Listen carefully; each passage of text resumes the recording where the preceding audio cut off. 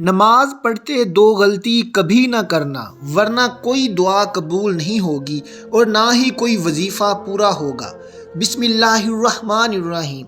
اسلام میں نماز کی بڑی اہمیت و فضیلت ہے۔ نماز توحید باری تعالیٰ کے بعد اسلام کا دوسرا اہم رکن ہے۔ نماز اللہ تعالیٰ سے تعلق مضبوط کرنے کا ذریعہ ہے اور یہ ایسی عبادت ہے جو دن میں 5 مرتبہ ادا کرنی ہے، اور قرآن و حدیث میں اس کی ادائیگی کا بار بار حکم آیا ہے۔ نماز دینی اعمال میں سے بہترین عمل ہے۔ اگر یہ بارگاہ الہی میں قبول ہو گئی تو دوسری عبادات بھی قبول ہو جائیں گی، اور اگر یہ قبول نہ ہوئی تو دوسرے اعمال بھی قبول نہ ہوں گے۔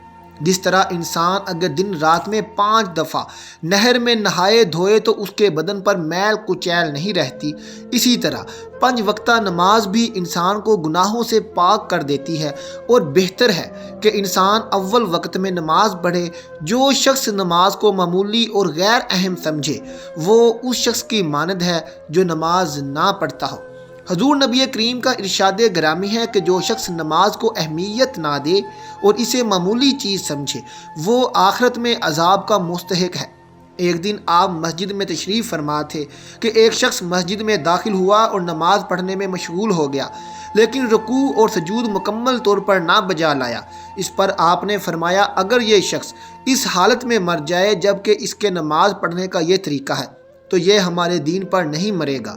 پس انسان کو خیال رکھنا چاہیے کہ نماز جلدی جلدی نہ پڑھے اور نماز کی حالت میں خدا کی یاد میں رہے، اور خشوع و خضوع اور وقار اور یکسوئی سے نماز پڑھے، اور وہ یہ خیال رکھے کہ وہ کس ہستی سے کلام کر رہا ہے، اور اپنے آپ کو خداوند عالم کی عظمت اور بزرگی کے مقابلے میں حقیر اور ناچیز سمجھے۔ اگر انسان نماز کے دوران پوری طرح ان باتوں کی طرف متوجہ رہے تو وہ اپنے آپ سے بے خبر ہو جاتا ہے، جیسا کہ نماز کی حالت میں حضرت امیر المومنین امام علی کے پاؤں سے تیر کھینچ لیا گیا اور آپ کو خبر تک نہ ہوئی۔ علاوہ ازیں نماز پڑھنے والے کو چاہیے کہ توبہ و استغفار کرے، اور نہ صرف ان گناہوں کو جو نماز قبول ہونے میں مانع ہوتے ہیں، مثلا حسد، تکبر، غیبت، حرام کھانا، شراب پینا اور خمس و زکوٰۃ کا ادا نہ کرنا ترک کرے، بلکہ تمام گناہ ترک کر دے۔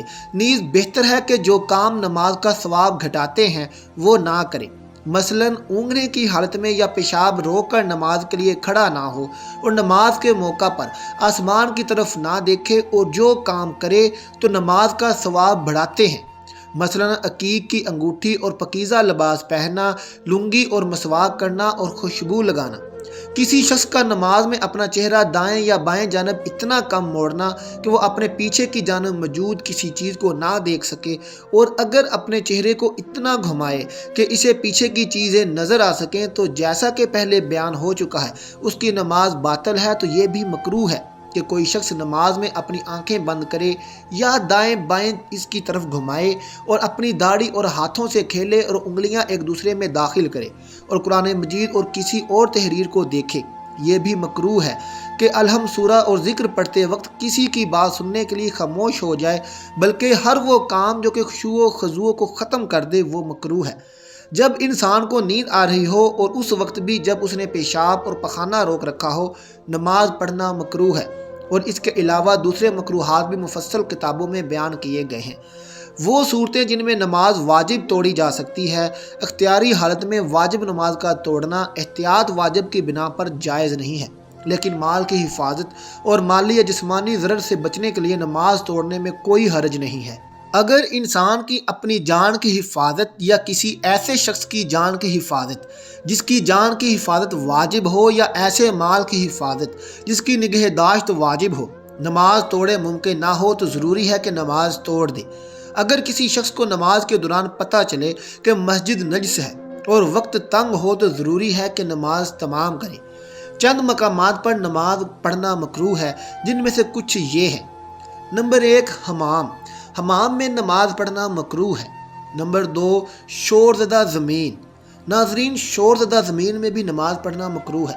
نمبر 3، کسی انسان کے مقابل، یعنی کہ کسی انسان کے برابر کھڑے ہو کر بھی نماز آپ نہ پڑھیں۔ نمبر 4، اس دروازے کے مقابل جو کھلا ہو۔ نمبر 5، سڑک اور گلی کوچے میں مشرتہ کے گزرنے والوں کے لیے باعث زحمت نہ ہو، اور اگر انہیں زحمت ہو تو ان کے راستے میں رکاوٹ ڈالنا بھی حرام ہے۔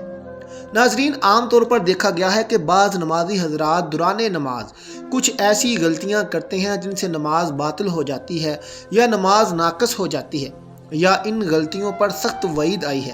ان غلطیوں کی تعداد زیادہ ہے، لیکن آج کی اپنی اس ویڈیو میں ہم 2 اہم غلطیوں کی نشاندہی کریں گے جو یہ ہیں۔ نمبر 1، دوران نماز تمام اعضاء کا قبلہ رخ نہ ہونا۔ حضرت ابو سعید خدری رضی اللہ تعالیٰ عنہ سے روایت ہے، رسول اللہ صلی اللہ علیہ وسلم جب نماز کے لیے کھڑے ہوتے تو اپنا رخ قبلے کی طرف کرتے۔ اس سے استدلال کیا گیا ہے کہ جب چہرے کا رخ قبلے کی جانب ہوگا تو لا محالہ باقی اعضاء بھی اسی جانب ہوں گے۔ اکثر نمازی حضرات اپنے پاؤں کا رخ دائیں یا بائیں رکھتے ہیں۔ اسی طرح ہاتھوں کی انگلیوں کا رخ حالت سجدہ میں قبلہ کی طرف نہ رکھنا بھی ایک غلطی ہے جس کی اصلاح کرنی چاہیے، اور ہمیں اس پر غور کرنا چاہیے کہ ہم سجدے کی حالت میں ہاتھ کیسے رکھ رہے ہیں۔ نمبر 2، رکوع سے سر اٹھانے کے بعد سیدھا کھڑا نہ ہونا۔ بعض نمازی حضرات کو دیکھا گیا ہے کہ رکوع سے سر اٹھانے کے ساتھ ہی جلدی سے سجدہ میں چلے جاتے ہیں، جبکہ ہونا چاہیے تھا کہ رکوع سے سر اٹھانے کے بعد سیدھا کھڑا ہو کر اطمینان کے ساتھ سجدہ کے لیے جائے۔ حضرت انس رضی اللہ تعالیٰ عنہ سے روایت ہے کہ وہ ہمیں رسول اللہ صلی اللہ علیہ وسلم کی نماز کا طریقہ بتا رہے تھے۔ چنانچہ وہ نماز میں کھڑے ہوتے اور جب رکوع سے سر اٹھاتے تو اتنی دیر قیام کرتے کہ ہم کہتے آپ بھول گئے ہیں۔ اور یہاں ایک دعا بھی پڑھنی چاہیے، وہ یہ ہے، ربنا ولاک الحمد حمدن کثیرا طیبا و مبارکا۔ ناظرین، حضرت علی رضی اللہ تعالیٰ عنہ نے فرمایا، جب تمہارے جسم میں یہ ایک نشانی دکھنے لگے تو سمجھ لو کوئی آپ کے لیے دعا کر رہا ہے۔ حضور پاک صلی اللہ علیہ وسلم نے فرمایا، پیٹھ پیچھے مسلمان بھائی کی دعا قبول ہوتی ہے۔ جب کوئی کسی مسلمان بھائی کے لیے دعا کرتا ہے تو فرشتہ اس پر آمین کہتا ہے، اور یہ کہتا ہے کہ مسلمان کے حق میں تو نے جو دعا دی ہے وہ تیرے لیے بھی اس جیسی نعمت کی خوشخبری ہے۔ ہمارے نبی کریم صلی اللہ علیہ وسلم نے فرمایا، اللہ تعالیٰ فرماتا ہے پہلے تجھ سے شروع کروں گا، یعنی تم جو دعائیں دوسروں کے لیے مانگ رہے ہو وہ سب دعائیں میں پہلے تمہارے حق میں قبول کروں گا، پہلے تمہیں ہی دوں گا۔